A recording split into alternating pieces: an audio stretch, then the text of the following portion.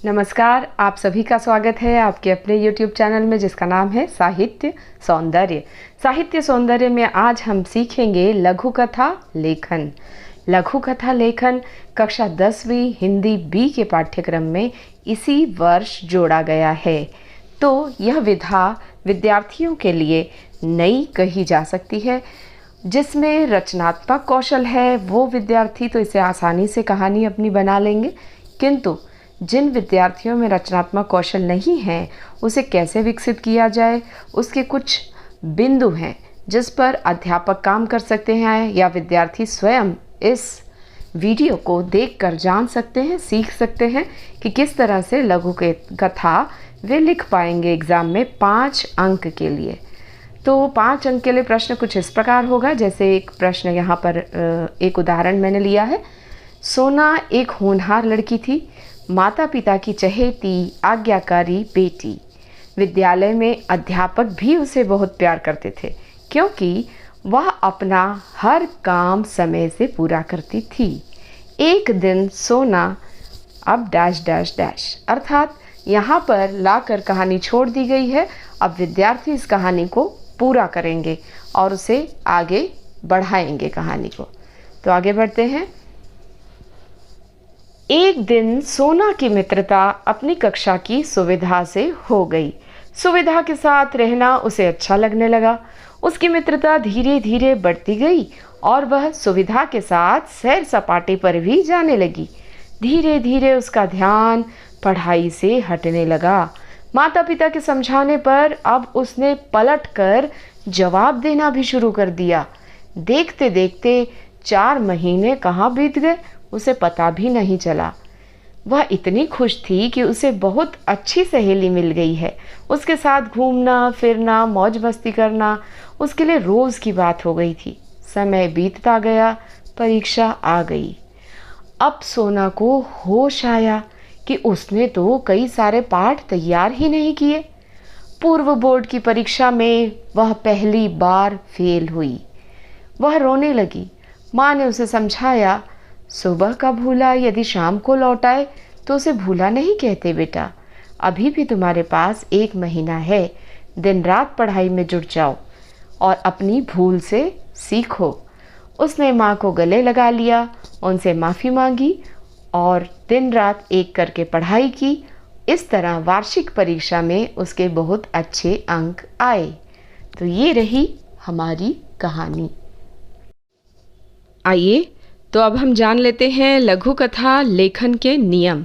लघु कथा लेखन में हमें क्या ध्यान रखना है, क्योंकि समय जो है 3 घंटे का है प्रश्न पत्र करने का, पूरा करने का, और उसमें 5 अंक के लिए यदि ये प्रश्न है तो हम मुश्किल से उसे 8 मिनट दे सकते हैं।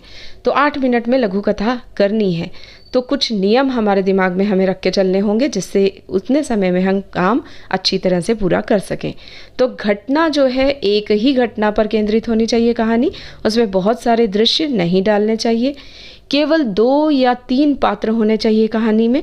जैसे इस कहानी में हमने देखे, एक है सोना, दूसरी सोना की सखी सुविधा और उसकी माताजी, 3 पात्र हैं। प्रसंग तथा चरित्रों के अनुरूप भाषा का प्रयोग होना चाहिए। जैसे एक माँ अपने बच्चे को प्यार से समझाती है, उसे क्षमा कर देती है उसकी गलतियों को, तो यहाँ पर उसी तरह की भाषा का प्रयोग माँ के द्वारा किया गया है। जैसे सुबह का भूला यदि शाम को लौट आए तो उसे भूला नहीं कहते। तो ये जो वाक्य है चरित्र को दर्शाता है। उसके बाद विराम चिन्हों का उचित प्रयोग किया जाना चाहिए। ये भी महत्वपूर्ण भूमिका निभाते हैं, क्योंकि हम सभी को पता है भाव संप्रेषण में विराम चिन्हों की एक महत्वपूर्ण भूमिका होती है। जब हम एक ही वाक्य को अलग अलग तरीके से अलग विराम चिन्हों का प्रयोग करके लिखेंगे तो उसके अर्थ बदल जाते हैं। जैसे अब एक ही वाक्य है, क्या तुमने ये काम कर लिया, तो इसे कैसे बोला जा सकता है? क्या तुमने ये काम कर लिया? ये विस्मय को दर्शाता है। जबकि क्या तुमने ये काम कर लिया, ये प्रश्न सूचकता को दर्शाता है। तो यहाँ पर भाव बदल जाते हैं विराम चिन्ह के उचित प्रयोग न करने से अथवा करने से उचित भाव आते हैं। तो पात्रों के अगला हमारा बिंदु है, पात्रों के नाम ऐसे रखे जाएं कि चरित्र के अनुकूल हों। जैसे इस कहानी में हमने देखा सोना नाम। सोना जो है एक सोने की तरह प्यारी बच्ची है।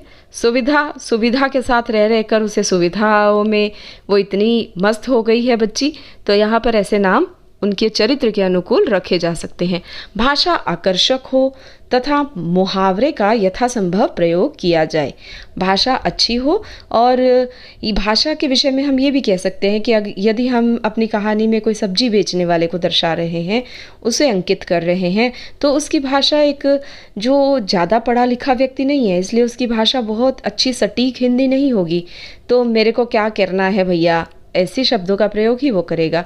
तो पात्रों के अनुकूल भाषा हमें प्रयुक्त करनी चाहिए, और मुहावरा अगर कहीं संभव है तो अवश्य उसका प्रयोग करना चाहिए। कथा में कोई संदेश हो या सोचने के लिए पाठक को प्रेरणा मिले, ऐसा अंत हो। कथा का अंत से यथासंभव ऐसा करना चाहिए कि कुछ संदेश मिले और कुछ सोचने के लिए जो पाठक है वो मजबूर हो। अब इसका शीर्षक कैसे रखा जाए? अब ऊपर वाली कहानी जो हमने देखी उसका शीर्षक हम रख सकते हैं, सुबह का भूला यदि शाम को लौट आए तो उसे भूला नहीं कहते। अर्थात पूरी कहानी को ये दर्शाता है शीर्षक कि यदि एक बार गलती हो जाए, लेकिन गलती को कोई व्यक्ति अपनी सुधार ले, तो कुछ बड़ा नुकसान होने से पहले सुधार ले तो काफ़ी कुछ ठीक हो सकता है। तो शीर्षक ऐसा होना चाहिए जो कहानी का सार गर्भित हो। अब एक उदाहरण और लेते हैं, यहाँ पर एक कथा का उदाहरण और देख लेते हैं। सुमित्रा देवी के यहाँ बरगद का एक बहुत बड़ा पेड़ था। उन्हें अपने बच्चे की तरह ही उससे प्यार था। बड़ का पेड़ उनके पुत्र के जन्म से पहले ही उनके आंगन में पैदा हुआ था, इसलिए उन्होंने इसका नाम प्यार से बड़कू रखा था। अब ये जो नाम बड़कू है, यहाँ पर बड़ के वटवृक्ष के लिए बड़कू, और बड़कू दूसरा अर्थ उसका निकलता है बड़ा बेटा। ठीक है, तो यहाँ पर दो अर्थ निकलते हैं इस शब्द के। तो बड़कू जो है एक प्रतीकात्मक नाम यहाँ रखा गया है बड़ के पेड़ के लिए, या बड़कू यानी बड़ा बेटा। अब यहाँ तक कहानी छोड़ दी गई है, डॉट डॉट डॉट। तो अब कहानी आगे कैसे विस्तार लेगी? सुमित्रा देवी एक दिन 1 महीने की तीर्थ यात्रा करके जब वापस लौटी तो उनके पैरों के तले ज़मीन खिसक गई। उनके आंगन में बड़ का पेड़ नहीं था। वे अपने बच्चों से बहुत नाराज़ हुई जब उन्हें पता चला कि उनके पीछे से ये पेड़ उनके बच्चों ने कटवा दिया। वे आग बबूला हो गई और कहा, यह तुमने क्या अनर्थ कर डाला, मैं तुम्हें कभी माफ़ नहीं करूँगी। क्या हुआ माँ, क्यों बात का बतंगड़ बना रही हो? एक पेड़ ही तो था, अब बच्चों के लिए एक अलग से बेडरूम बन जाएगा, राहुल ने कहा। उनके बेटे राहुल ने कहा। एक पेड़? तुम क्या जानो बेटा, चिपको आंदोलन के समय अपनी जान पर खेलकर मैंने इस पेड़ को बचाया था। इस तरह से माँ जो है रोने लगी, और एक पेड़ ही तो था, ये शब्द माँ को आजीवन चोट पहुँचाते रहे और कभी न भरने वाला जख्म पीछे छोड़ गए।